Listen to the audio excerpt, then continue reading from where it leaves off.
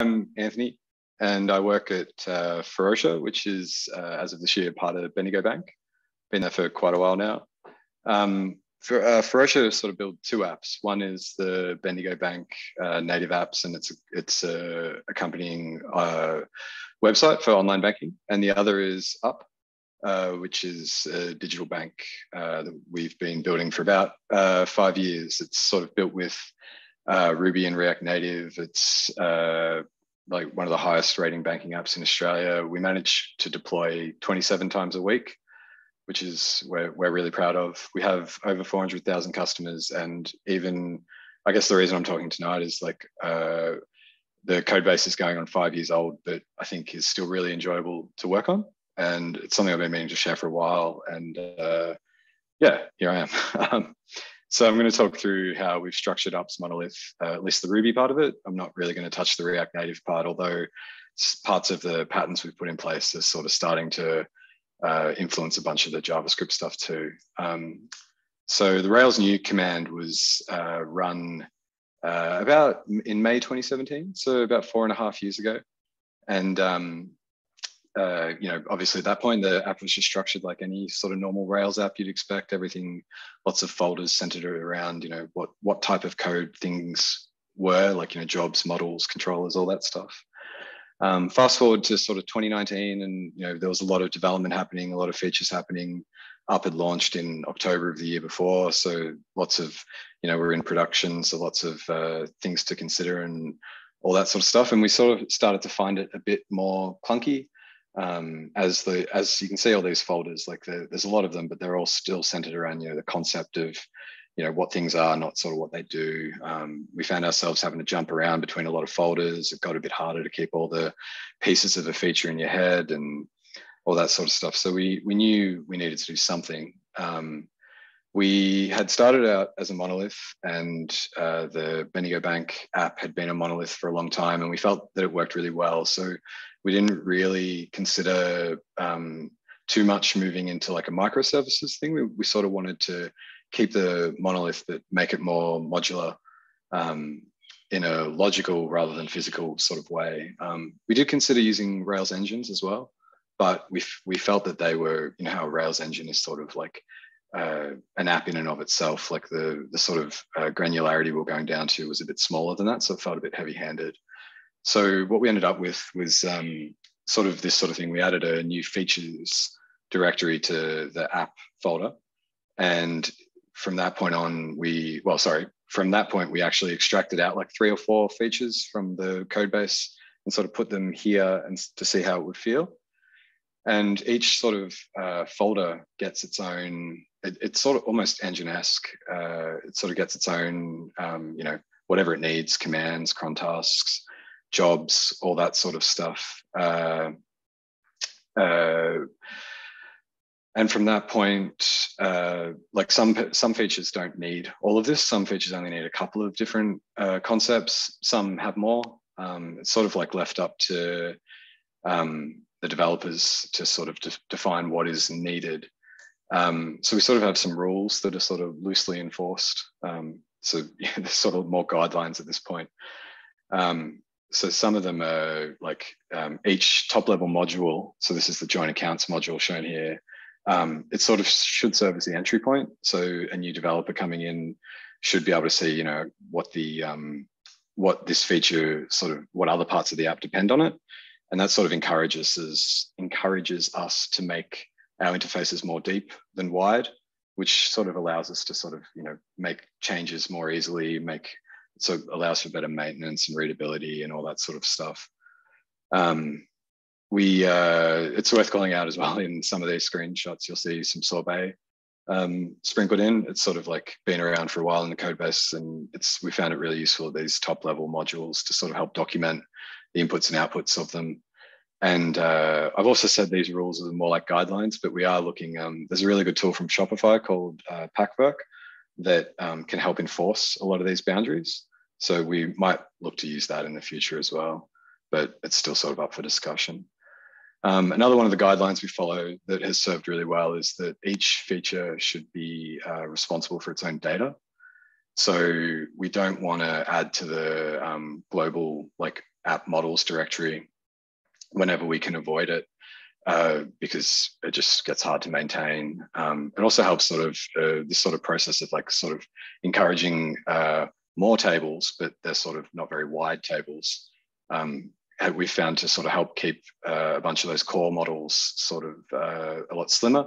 You know how you often end up with like those 1,000-line classes that have 40 or more columns that have sort of snuck in to support lots of features here and there.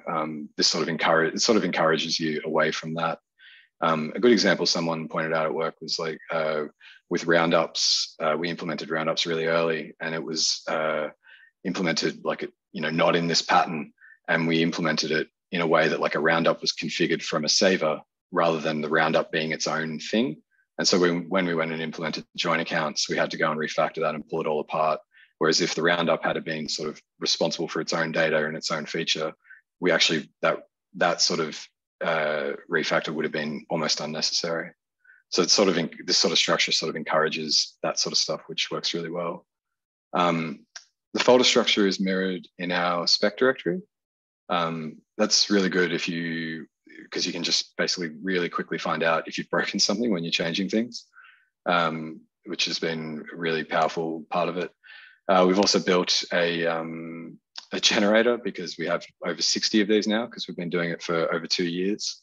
So we want to sort of ensure like consistency like at the starting point, but we also don't want to, we don't want like I sort of said earlier, it's sort of like guidelines. We don't want to stop people experimenting or trying out new patterns and new things like that. So we, basically it's all the engineers are sort of empowered to do whatever they think is right.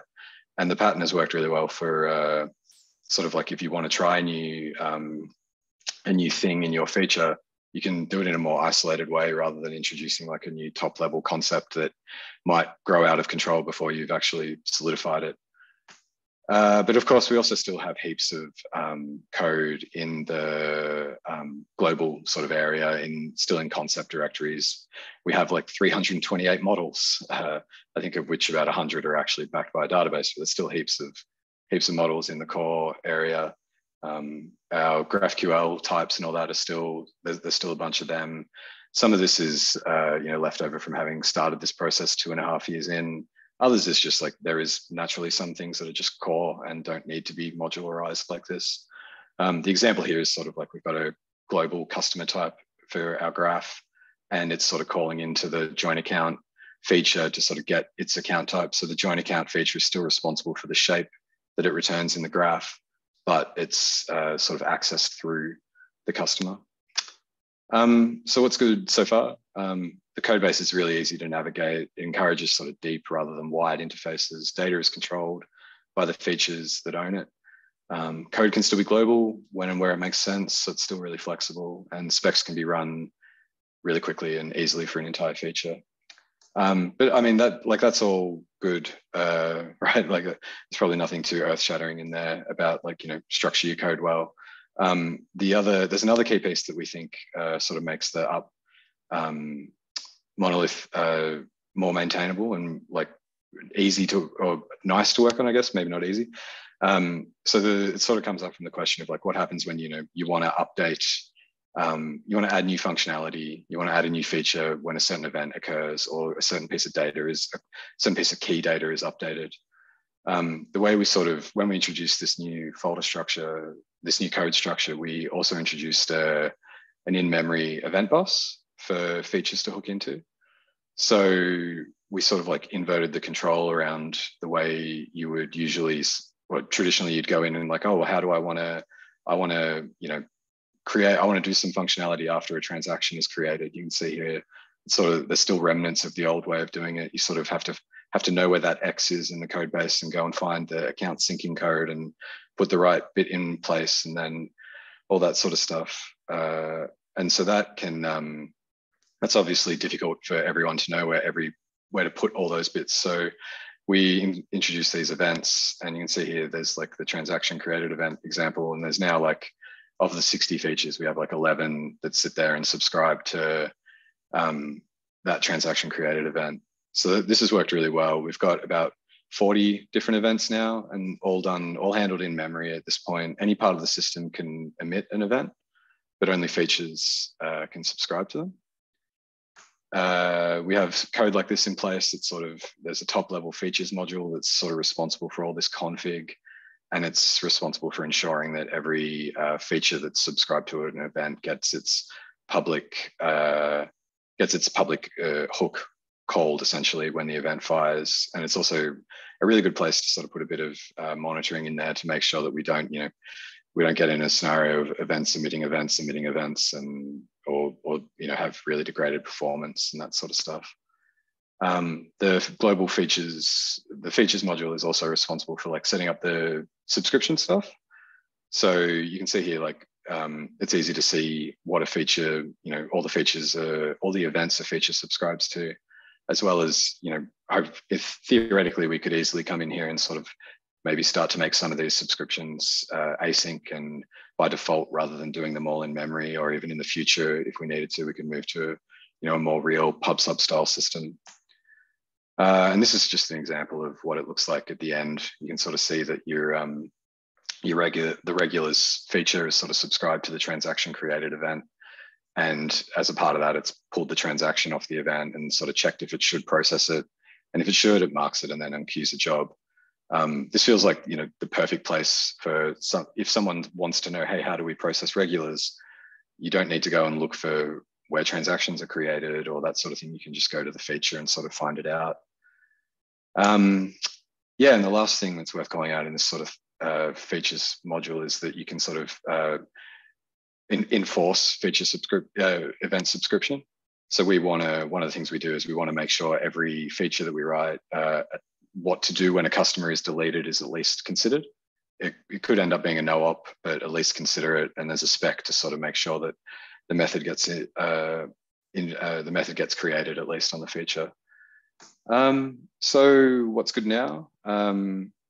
Feature encapsulation is improved. Engineers don't need to know every part of the code base, and the code base feels safer and more approachable. So that last point I feel pretty strongly about. Like, we've had a whole bunch of people of very varying experience and being able to jump in, some people from just JavaScript background being able to jump in and do pretty complex Ruby things and feel sort of safe. Like, there's a lot of good guardrails in place with all these things in place. They don't need to know every part of the code. They can sort of just know the core bits that are relevant to whatever their feature they're trying to do.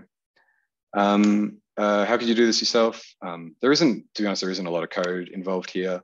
And I've shown a lot of it. But yeah, I'm on the Australian Ruby Slack. If you wanted to chat about it, I could put a gist up or something, perhaps, if there was any desire for it. The one thing that I would say is, if you do go down this route, there's a lot of interesting discussion early days around like, oh, what should you extract and what's core and what's not. The one thing I'd say is it's probably easier just to start. And once you've started, it's sort of just, you'll sort of figure it out as you go, like what is right and what's wrong. And yeah, like, we used to have a lot of discussions around like, oh, should this thing call that thing? And I don't know, you sort of push through, and yeah, it sort of becomes more apparent over time. But it's served us really well. And that's it. Stop. Thanks, Anthony. Anyone has any question? We do have a question in the chat. Maybe I'll start with that. So L is asking, when you say interfaces are deep, not wide, what do you mean? And do you maybe have an example? So what I mean is, like, trying to think of an example. I'll try to think of one while I'm answering. It's like, if you have a really deep interface, it sort of means that there's a lot of stuff underneath the iceberg, so to speak, and the area that the collaborating code needs to know about is really small, because you are only exposing like a handful of functionality like that everything needs to care about. Whereas if it's wide, maybe you don't have a lot of functionality underneath, but every other part of the app uses every part of your feature or your interface. So refactoring becomes hard because the dependencies are really wide, and they really sort of, the tendrils go very deep into your app. So the sort of smaller you can make those dependencies, and the deeper, like, that's what I sort of mean by the a depth of interface. Awesome. Does that answer the question? Yeah. It seems that it does. Cool. Thanks, Anthony. Okay. Brendan? How does the event subscription stuff work? Is that all like in memory? And then how does that work with continuous deployment kind of stuff? Yeah, it's in memory. And the deployment stuff we roll out with like Kubernetes. So there's like graceful shutdowns and all that sort of stuff. So anything in, like, say we've got like an account that's getting synced, we will, that sync will complete before the pod is shut down. So even though it's all in memory, it's all sort of like, unless there's like some crash or something, everything should be executed fine. Does it all happen within the same transaction? So if there is a crash, it's like it can recover? It depends on the functionality. Some things are within a transaction. That is one thing we'd have to solve if we were to like extract some of this out into be async or something like that. There is code in there that's sort of like dependent on being run inside a transaction. So that there is a bit of a gotcha there for sure, but it's holding up okay for now. But yeah. All right, we'll call it done then. That was really awesome, Anthony. Thank you for that.